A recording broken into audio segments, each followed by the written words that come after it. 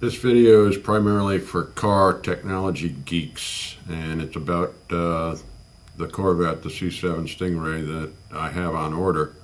And it goes into a little bit of an explanation as to why it took me so long to make the decision between the convertible and the coupe, where I eventually settled on the coupe and the Z51 option. Not that I race or ever will race this car. I bought into the Z51 option and the coupe for the reason that this video is going to explain.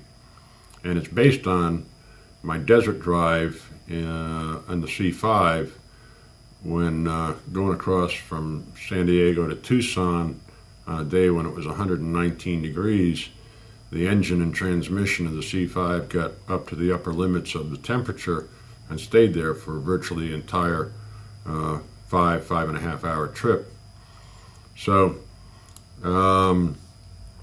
this is primarily because the C4 and the C5 are bottom breathers, and the air intake and for not only aspirating the engine but also for cooling purposes was all from underneath the car on the C4 and the C5. In the C7 they've changed that to a front and even a top breather, and it comes down to, for me, the Z51 vents that are not even there on the convertible.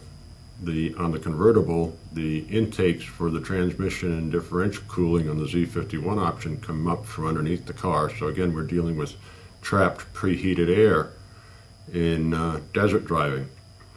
Whereas in the coupe, on the non-Z51, the intakes are there on the quarter panels, but they're non-functional. There's a piece of plastic that covers them over. And I'm not even sure whether the cooling system is even there or not. But this next video that TAG presents will show you the cooling system, at least on the Z51, for both the transmission and differential. One side's the transmission and the other side's the differential. So the major decision behind not buying the convertible and buying the Z51 was to get these two vents into the cooling of the transmission and differential. The other aspect is the ride handling capability. There's a bunch of extra features that come in there, and one of them addresses the age-old problem of Corvettes that the braking system was lousy, and the Z51 enhances the braking. So this first video that TAG presents from the production floor in Bowling Green will show you the function of the cooling system. And then also I have some video clips from another website, GM, that shows an animation of the airflow as a whole, and I'm going to concentrate on the airflow through these quarter panels. Here's the story from TAG.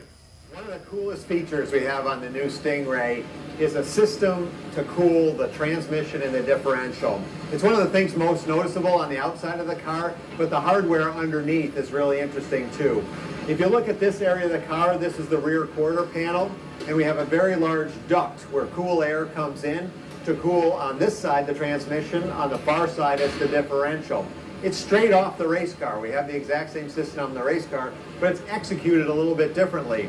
On the race car, we don't care about trunk room, so we put all the hardware in the middle.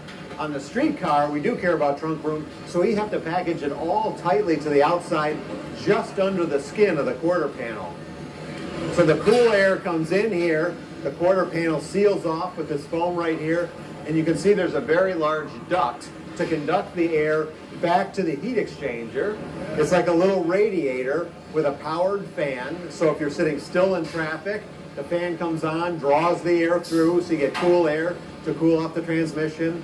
If you're moving fast, this area is actually pressurized. There's high pressure air coming through, and there's actually flapper valves that under that pressure, these open to allow additional air to flow through. Once the hot air that comes out of here, it needs a place to go, and we put two openings on the rear fascia, one around the taillights and another in the lower fascia where that hot air can escape out the back. Okay, with that functionality explained, I'll go right into the video clip here that shows the animation of the airflow across the body, starting at the front. The hot air from the engine compartment is exhausted through that hood vent, so that's an exhaust, with the front cooling air coming from the front grille.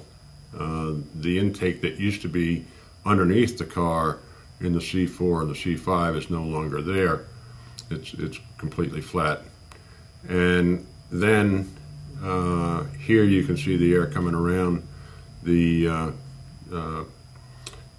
coupe, if you will, the target top area, and coming down across the windows and then into the vents, through the cooling system on either quarter panel, and then out from the outlets around the taillights and below the taillights in the rear quarter panels. So there you have it. That's primarily the decision behind me deciding to go with the coupe this time and not a convertible. And that's a pretty big departure for me.